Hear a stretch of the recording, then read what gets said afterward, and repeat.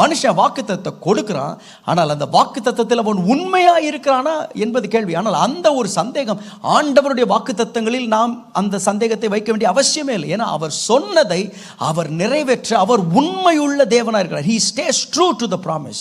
நிறைய பேர் பார்த்தீங்கன்னா அதை நிறைவேற்றுவதற்கு எண்ணமே இருக்காது.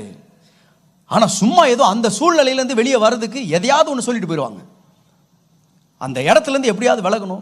இல்லை அந்த மனுஷனுடைய ரொம்ப அவங்க எப்போ பார்த்தாலும் கேட்டுக்கிட்டே இருக்காங்க, எதையாவது ஒன்று சொல்லிட்டு போயிடுவோம். தேவன் அப்படி சொல்கிறவரே கிடையாது. தான் நிறைவேற்ற போகிறது இல்லை என்று அவருக்கு தெரிந்தால் அதை அவர் சொல்லவே மாட்டார். அவர் ஒரு வாக்குத்தத்தத்தை கொடுக்குறாருன்னா with the absolute assurance that he is going to do it. அவர் ஒரு சொன்னார்னா அதை செய்ய போகிறேன் என்று தெரிந்து தான் ஆண்டு சொல்வார். He won't promise something that he has no power to do.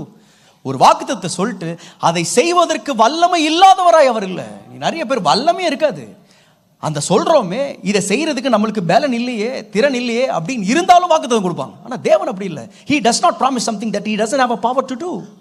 நான் சொல்கிறேன், இவ்வளவு எதிர்பார்த்து தருகிற ஒரு மனுஷன் மேலே அவ்வளோ நம்பிக்கை வைக்கிறாங்க. நம்ம அவன் வாக்கில் உண்மை உள்ளவனா இருப்பான் அப்படின்னு நம்ம நம்புகிறோம். அவன் செய்கிறதெல்லாம் பார்த்தீங்கன்னா மரியாதைக்காக செய்கிறான், அவன் பின்விளைவுகளுக்காக செய்கிறான், ஏதோ அது மூலமாக ஒரு லாபம் கிடைக்க போன்றதுக்காக செய்கிறான். ஆனால் இப்படி செய்கிற ஒரு மனுஷன் சொல்கிற வாக்குகளை நாம் இவ்வளவு நம்புகிறோமே, இது எதுவுமே இல்லாமல் எனக்கு வாக்கில் உண்மையாகி உள்ளவராக இருக்கிறாரு, நான் அவரை எவ்வளவு நான் நம்புகிறேன். நீர் சொன்ன வாக்கிலே நீர் உண்மை உள்ளவராக இருக்கிறீர் ஆண்டவர், நீர் உண்மை உள்ளவராக இருக்கிறீர். You're not a God who just promises to satisfy my ears. என்னுடைய செவிகளுக்கு ஏதோ இனிமையாக இருப்பதற்காக அவர் வாக்குகள் கொடுக்கிறவர் அல்ல.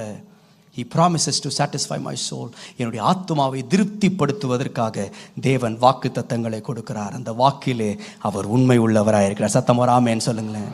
என் தேவன் வாக்கிலே உண்மை உள்ளவர்.